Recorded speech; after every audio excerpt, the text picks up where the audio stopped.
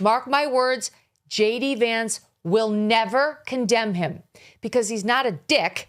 He is going to stick by his friend. And I don't think J.D. Vance thinks that Tucker is an anti-Semite or believes any of the things that people are saying about him. And he's not going to say something he doesn't believe. Okay.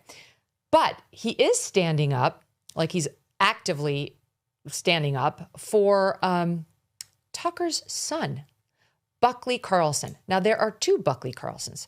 Tucker has a brother named Buckley, who I think is 2 years younger than he is. And then Tucker named his son Buckley. And that son is working for J.D. Vance in the comms shop.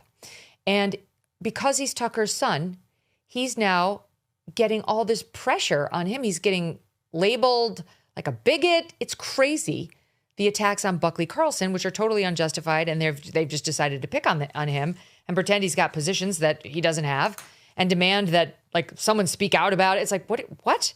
So I'll give you an example. There is someone who calls herself a journalist who goes by Sloan Rackmuth, and she has decided to, according to J.D. Vance, he posted this, obsessively attack a staffer in his 20s in J.D.'s office. He's talking about Buckley Carlson because J.D. goes on, she does not like the views of his father.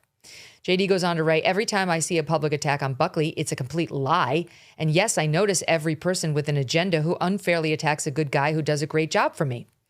Then this podcast host, Daniel Mail, responds with, Mr. Vice President, Sloan Rackmuth asked if Buckley Carlson, your employee, shares the same affinity for bigotry that his father does. How should we interpret your answer?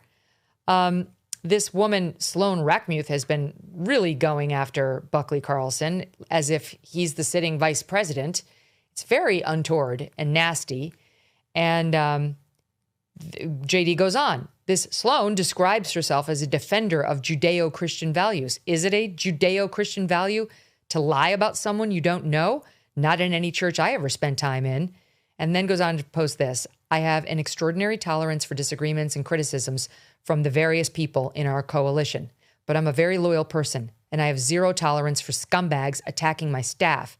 And yes, everyone who I've seen attack Buckley with lies is a scumbag. So good for him. He's amazing.